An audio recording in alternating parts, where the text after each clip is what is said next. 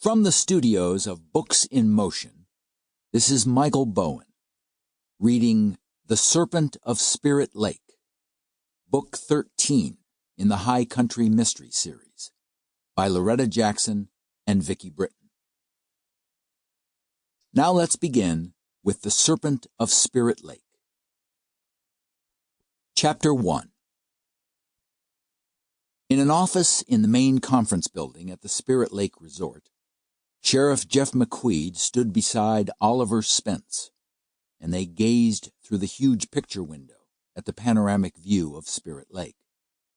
This morning, the boats of early fishermen bobbed in the deep, stirring water, and the rising sun, playing through the thick pines and cedars, sent a greenish hue across the huge expanse of water. The long shoreline was marked by a grand lodge, complete with surrounding cabins, swimming areas, and vast campgrounds. McQuede took notice of a well-kept boathouse with shaded piers, and focusing on the distance of a mile or two north, his gaze settled on a cleared area that looked like a sizable landing strip. Following the path of McQuede's intent observation, the man at his side spoke. My father loved flying. He was a fearless, all-around adventurer. McQuede glanced toward him. Spence had turned to a large photo of a muscular man of around 60, standing beside a yellow airplane embossed with the black letters Spirit Lake. He was holding an aviator cap and wore sunglasses and a wide, appealing smile. My late father, Evan Spence.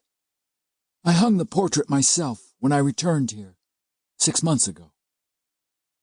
Even though the son, around 40, was much thinner and not given to smiling, his faded blonde hair and light complexion caused a strong resemblance, except for one distinction. Oliver Spence's pale blue eyes looked singularly innocent, yet the bags that underlined them, a shade darker than his skin, made a sharp contrast, causing him to appear much older than his years, worldly and at the same time weary. Abruptly, Spence's attention left the picture, and he faced McQuede. It happened 2 months ago.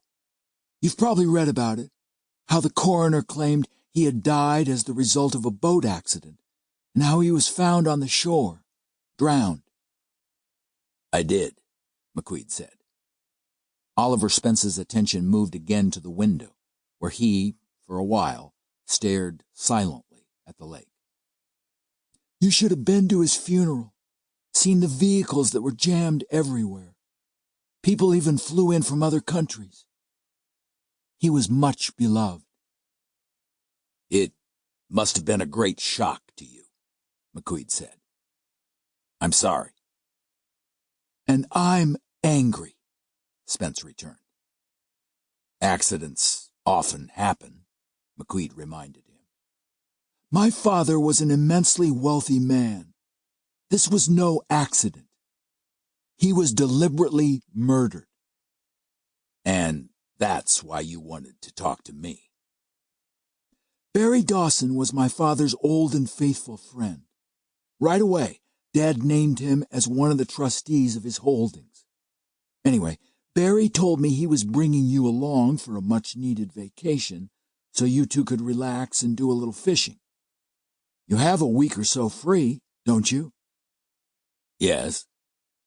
My father's death was no accident, Spence repeated, this time more emphatically.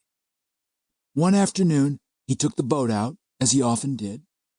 He crashed against the rocks, and shortly after, his body was found on the shore of a little islet not far from the boathouse. Spence stopped short for a while. Dad could handle himself in difficult situations. There's no way he would have drowned in any lake. He was an experienced outdoorsman who made quick and logical decisions. He couldn't have died as the result of a boating accident. No matter how skilled you are, accidents can be unpreventable, McQuede began. Sample complete. Ready to continue?